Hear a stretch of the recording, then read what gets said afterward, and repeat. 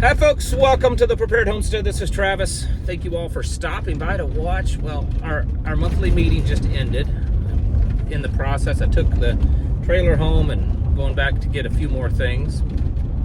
It was an amazing meeting. I'm sorry if some of you couldn't make it, or those of you that live too far off, but it was definitely one of the best ones we've had in a while, and they're always all really good. Today we focused on wild plants that are medicinal, edible, survival, all that kind of stuff.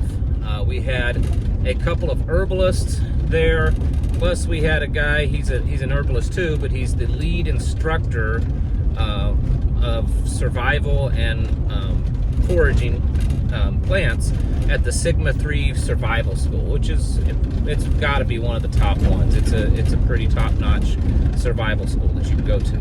And so he was there also, and so we had a bunch of plants that was brought inside, and so everyone got to handle them. Medicinal plants, edible plants, even had some very poisonous plants.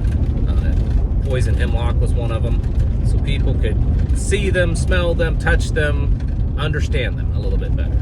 Then we went out and we did about an hour and a half or so of a weed walk through the woods, and that went great. A lot of people had questions. We taught them what we, talked about the things that we saw, what you could use them for, how to make different types of medicines with them. Demonstrated how to make some cordage out of things, all that kind of stuff. And I think it was a really fun meeting. A lot of people there. Children were involved. They were excited. They were running around and they're picking flowers and plants and bringing it to us and saying, "Hey, what's this one? What's this one?" And there was just the amount of knowledge that was there when it comes to that kind of stuff, I think was quite spectacular.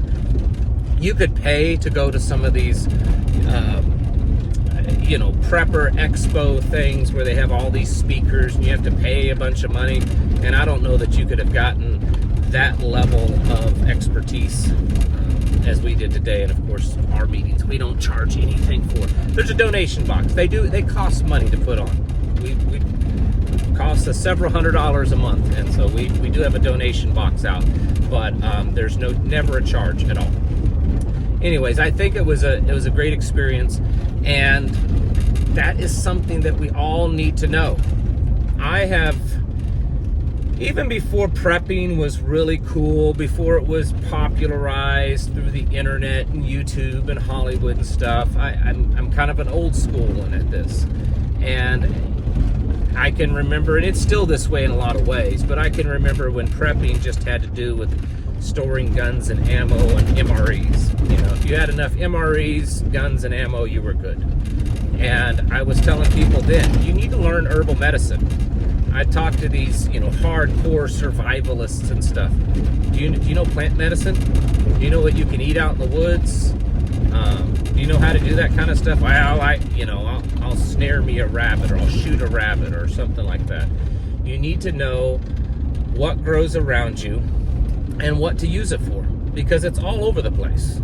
Right here where we live in the Ozarks, there is just, it's an abundance of things that can heal your body, that you can eat, that you can use for different things. And in your prepping, homesteading, self-sufficient journey, this absolutely needs to be incorporated in it. Because you can only stock up so much on medicines, you can only stock up so much on food, and the medicines that are out there, while they may fix a problem, many times they create a half a dozen other problems. They're not really good for you, most of them. They're not sustainable. And I'm not saying that every medical problem can be taken care of by a plant. Between your activity, your diet, and the plants around us, a lot of problems can be. And you need to research that. Not everyone has to be some super awesome master herbalist, but every home should be, have a home herbalist, whether it's the husband, the wife, whoever it is. Everyone should have some general knowledge on what grows around them and what to use it for, and you know, the good and the bad, and not just plants, but you know, how to get out and exist in the wild with all the bugs and the ticks and the, you know, scorpions and the spiders and the snakes and all of these kinds of things that, you know, can irritate or harm you. You need to know how to work around that. You know, we talked a bit today about things like poison ivy and the poison hemlock and a few other things that are toxins and poisons. We found several mushrooms. Some of them were edible, some of them were deadly poisonous. And we found one, I think it was I can't even think of it right now. It just slipped my mind. But we found several that were good and several that were bad, and a destroying angel. There we go. And so you need to know that. You need to know what's out there. And, you know, I think that this type of herbalism and stuff is being lost. Yes, there's a lot of people out there that have learned how to go to the store or to get online or wherever, and they order. Maybe they go to a farmer's market or wherever, and they order or buy, you know, a bag of whatever plant, and they've learned how to turn it into a tea or to make a tincture out of it or to make a salve, and they know how to take this plant and mix it together and do something great with it medicinally. But how many people can actually go out here in these woods and find stuff to survive on, find stuff to take care of your wounds and your illnesses? If you've got a fever, if you've got some kind of, you know, viral infection or bacterial infection, or you've eaten the wrong thing and you've made yourself sick, or you've broken a bone, or you've gotten bit or stung, you've got a wound that's infected. How many of you know how to go out and find things that are growing right around you that can take care of that? You need to. You absolutely must. I believe firmly, with passion, that our Heavenly Father created all of this stuff for us to use.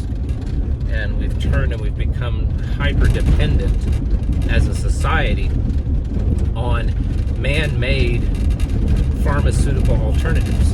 And once again, we have taken the Most High out of the equation when it comes to our health. You know, we've riddled our foods full of chemicals, and you know, everything that we eat has microplastics and seed oils and all of these things that are never meant to be a food. Never was. You know, the ancients didn't have corn oil, folks. They didn't use that kind of stuff. And we've taken that out of it, which means we've taken our Father in heaven out of it, because He created this stuff just for us to use to nourish our body and to heal our body.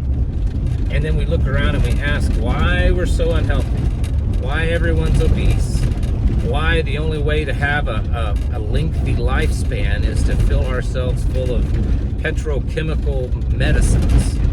You know, yes, we may have extended human life to a good deal in the last couple of centuries, or a few decades really, but what is the quality of life? And we've really taken God out of that aspect. And so I'm telling you, from a prepper, a survivalist, a homesteader, a self-sufficient, you know, journey, you need to know this kind of stuff. And if you pick up, I didn't even bring my book, it's still back at the meeting place. Pick up a good book, a good plant identification book. I think that's the first thing you need to do. It's not that hard to figure out or to find the information on what a plant can medicinally do. What you need to do is know how to identify the plant. And the thing is what is being printed about what a plant can do, that's not always accurate. Some of it is just because historically it was said to do that, but it may not actually work. It may not work on you. It may work on someone else, but not you. So what you need to do is to understand what grows around you. Do you know the trees that are growing around you? Do you know what they're good for? Do they produce a nut that is edible? You know, is there a sap that they can produce? Is there a, you know, can you harvest the the water, the sugar from them, and make a syrup. You know, there was several people there today that were shocked to hear that there were trees other than maple trees that you could make syrup out of. This is the kind of stuff that you all need to be learning. You know, when I tell you to be developing skills, this is a skill that you need to learn. It's a forgotten skill. Most people don't know it anymore. And it's vitally important.